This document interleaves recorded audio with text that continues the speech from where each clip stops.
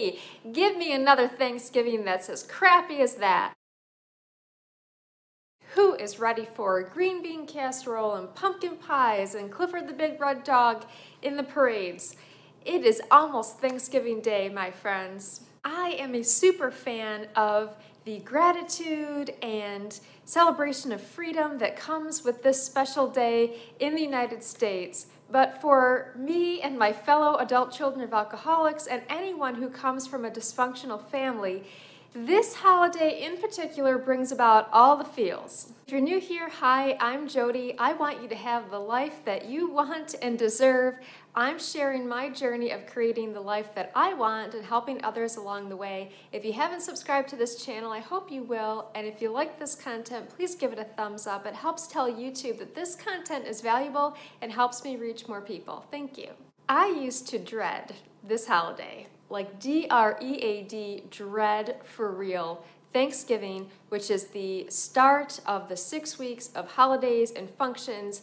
And for me, for most of my life, this has just been a ball of anxiety and stress. This is because for many years, my mother's drinking ruined Thanksgiving and the other holidays. And when her substance use disorder worsened around my teenage years, then my father began staying home with my mother, and neither of them would go to the Thanksgiving celebrations on my father's side or my mother's side. And this put a big burden and sense of responsibility on me, so I would drive my sister to my father's side of the family for their celebration, and then we would drive to the other side of Southeast Michigan to attend my mother's family. And I really felt a strong sense of responsibility to do that because that's what you do. It's tradition on Thanksgiving, and my grandmothers wanted to see us, and other people wanted to see us, and so it just became this big burden. And then there would be, the questions of where's your mom, where's your father, why aren't they here?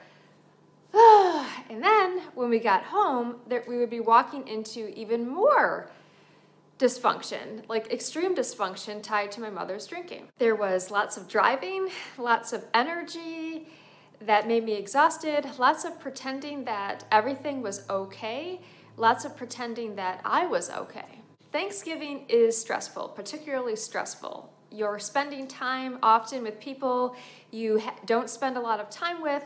There are complicated relationships and unhealed, unresolved wounds. There's just a lot going on Thanksgiving. So I give you my 7 ways to survive Thanksgiving with your dysfunctional family. 1, picture yourself actually having a great time. The law of attraction is powerful and real, my friends.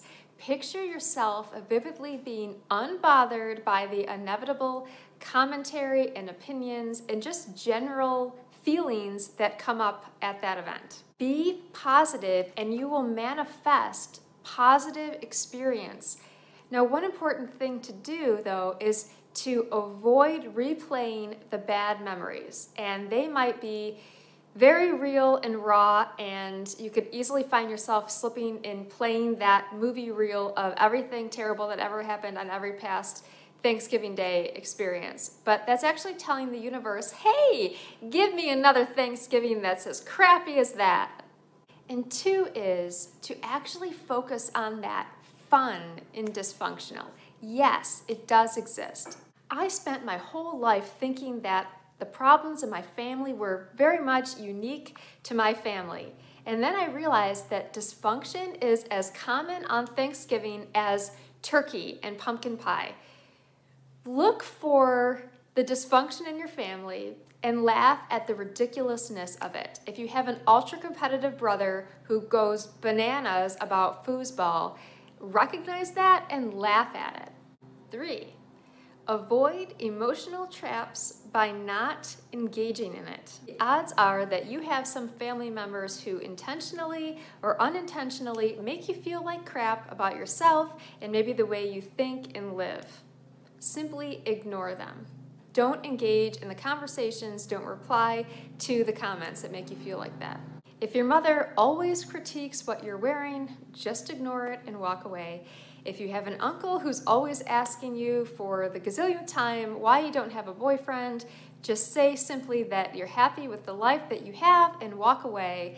If you have a Debbie Downer person in your life, if you have an opinionated political guru, whatever it is that is toxic to you, you don't have to spend time. Spend more time and engage in the conversations with the people who make you feel good. 4 is to take a break. Sometimes you just need a minute by yourself to breathe. So now I'm regularly hosting Thanksgiving, and I make a point every hour and a half or so to take my dog for a 10-minute walk. And my family thinks that I'm just being the big dog lover person that I am, but actually I just need time away from them to breathe in the fresh air. So find a quiet corner, take a walk outside and call a friend, sit on the porch, whatever you need to do to just breathe, to help you avoid those conversations or be sucked into an emotional trap. And 5, and I think the most important one, is to set boundaries, particularly on that Thanksgiving day. Now, because Thanksgiving is the official start of the holiday season, it's tied to these magical traditions and expectations of merriment. And if you need permission to opt out of these traditions, let me give it to you right now. Your only job in life is to take good care of you.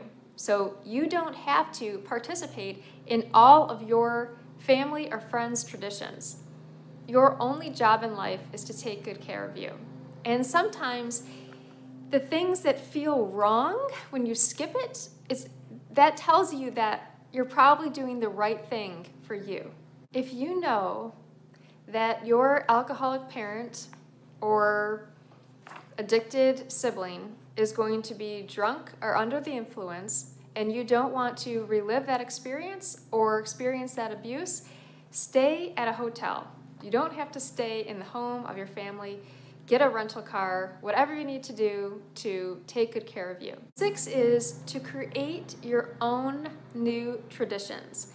Thanksgiving, as you've always known it, is going to live on exactly the way it's always been unless you decide to change it. So go see that old friend who's also in town for Thanksgiving.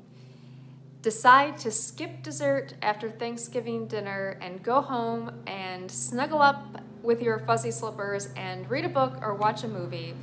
As long as you have things to look forward to tied to Thanksgiving, you will create something that you may actually look forward to. Finally, 7, recognize that you can control only one person, and that is you. When you feel all those feelings rushing back, when you feel salt being flung on your open wounds, recognize how far you've come in healing and creating the life that you want, and recognize that you can't control any of those people, but you can control how you feel. And living and thinking and being different from people in your family is okay. In fact, it's probably a very good thing in most cases. Thanksgiving itself is rooted in dysfunction. It is celebrating the day that the Pilgrims and the Native Americans sat down for a 3-day-long feast. You better believe that was awkward. And all those people eating together probably had to practice a lot of patience and diplomacy, exactly as we do when we're with our dysfunctional families. I wish you a fantastic Thanksgiving with new memories and new traditions. I hope you are so well in your healing journey of creating the life that you want and deserve. Thank you so much for being here. I'm very grateful for you.